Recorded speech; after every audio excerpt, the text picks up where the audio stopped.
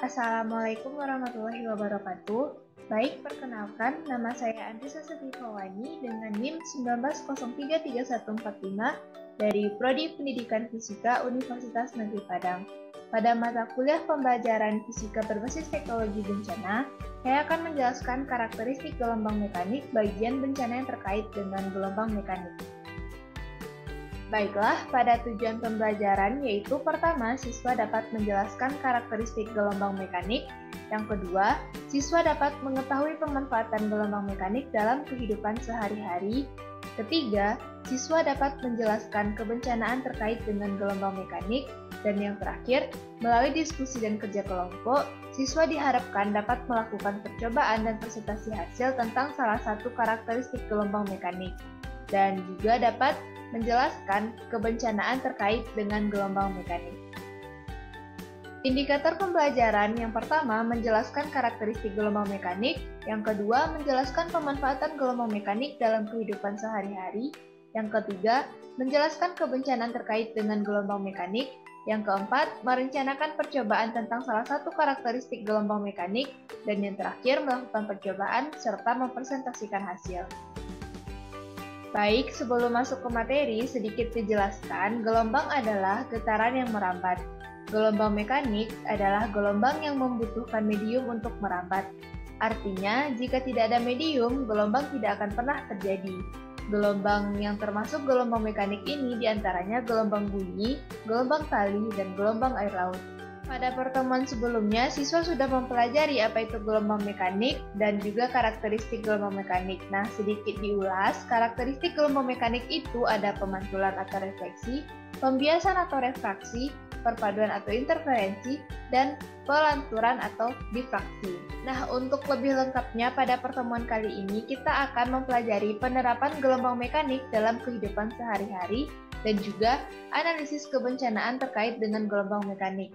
Nah, sebelumnya kita sudah mengetahui bahwa gelombang yang termasuk ke dalam jenis gelombang mekanik yaitu gelombang bunyi, gelombang tali, dan gelombang air laut. Nah, yang pertama kita akan membahas tentang gelombang bunyi. Gelombang bunyi adalah gelombang yang merambat melalui medium tertentu, dan gelombang bunyi merupakan gelombang mekanik yang digolongkan sebagai gelombang longitudinal. Dalam kehidupan sehari-hari, bunyi dapat dimanfaatkan dalam berbagai hal, diantaranya USG, sonar, dan non-destructive test pada bidang industri. Nah, yang kedua yaitu ada gelombang tali. Tali adalah peralatan yang umum digunakan ketika seseorang sedang berolahraga. Untuk mengamati gelombang mekanik pada lompat tali, bisa dilakukan dengan mengikatkan salah satu ujung tali ke sebuah benda. Nah, ketika memegang ujung tali satunya dan menggerakkan ke atas serta ke bawah, sehingga membentuk lengkungan puncak maupun lembah, yang proses tersebut dapat menimbulkan gelombang mekanik. Yang ketiga yaitu gelombang air laut. Gelombang air dapat terjadi karena adanya gelombang mekanik dalam perambatannya. Karena gaya gravitasi yang ada di laut dapat menerima gaya tarik yang membentuk sebuah gelombang. Oleh karena itu, seringkali kita melihat adanya gelombang air laut yang terus bergerak. Gelombang laut dipengaruhi oleh banyak faktor, diantaranya angin, geometri laut, dan gempa. Gelombang laut perusak pantai atau destructive wave merupakan gelombang laut dengan ketinggian dan kecepatan rambat yang besar, dan ketika gelombang ini menghantam pantai, akan ada banyak volume air yang terkumpul dan mengangkut material pantai ke tengah laut. Nah, fenomena ini biasanya dikenal dengan fenomena tsunami. Tsunami adalah serangkaian gelombang yang kuat yang disebabkan oleh gerakan yang besar dan tiba-tiba di bawah laut seperti gempa bumi, aktivitas vulkanik, dan tanah longsor. Kecepatan gelombang tsunami tergantung dari kedalaman laut. Di laut yang dalam, tsunami jarang terlihat, tapi kecepatannya dapat mencapai lebih dari 800 km per jam.